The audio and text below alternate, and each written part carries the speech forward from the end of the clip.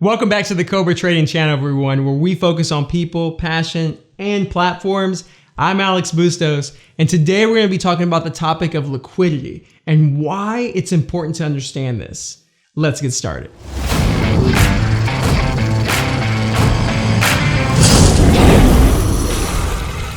Liquidity refers to the amount of shares available in that stock at that moment. A stock that's thin is considered to be called illiquid. This means any surge of buying or selling can make traders chase entries and exits. Why is this? It's because you have a thin bid and ask. And when you have a very thin bid and ask, a stock can skip. It means you might have a bid at $1.50 and an ask at $1.51, but it's only for 100 shares on each.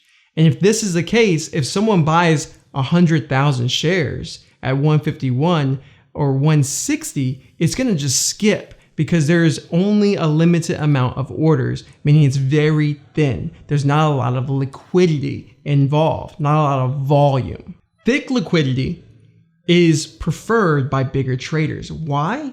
Because you will be able to get in and out of a trade very quickly.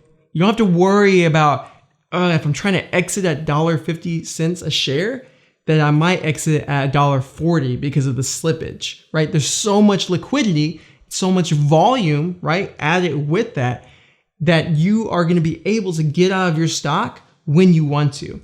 And you can get in when you want to, especially if you're a big trader. If you're trading 10,000 shares and the stock is only trading 100,000 in an entire day, and that's very illiquid, that means that you are going to move the stock yourself, right? If you're buying a stock, you're going to move it. But if it has thick liquidity and there's tons of volume, then you will not make a dent in the stock. And therefore, you can actually make a profit and actually get your entry when you want it and get your exit where you want it. One thing I want to note is that typically thick liquidity is less volatile and thin liquidity is ridiculously volatile.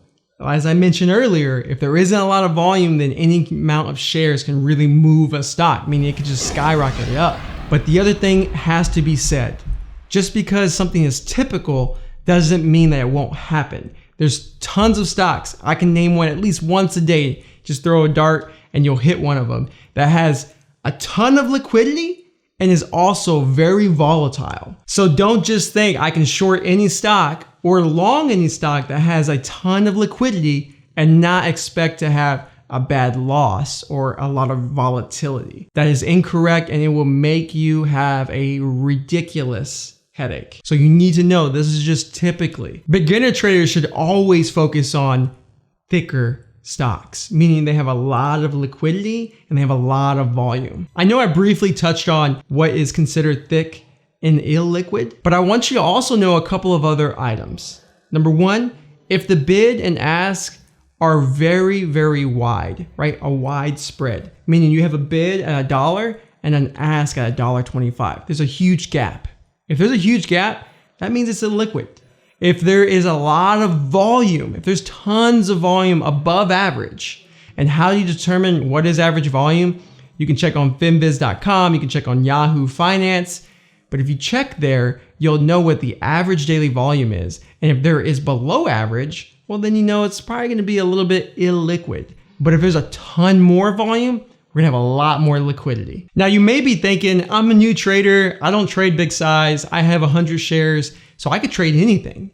Well, I want you to know that eventually the hope is you're gonna trade to 1,000 shares, to 5 and 10,000 and hopefully more. And if that happens, you wanna train your brain now to only trade stocks that have a lot of liquidity, because you don't wanna run into a problem where you have success with 100 shares, but you can't have success with 10,000 shares, because as you grow, you'll hit a ceiling. So be sure to focus on high liquid stocks. So that way you can easily get in whether you're 100 or easily get in whether you're 100,000. And you're not impacting the stock itself. So now you have a better understanding of what it means to be in an illiquid or liquid stock. And if you're enjoying this content, be sure to hit that like, subscribe, and hit that bell so you're notified for future videos.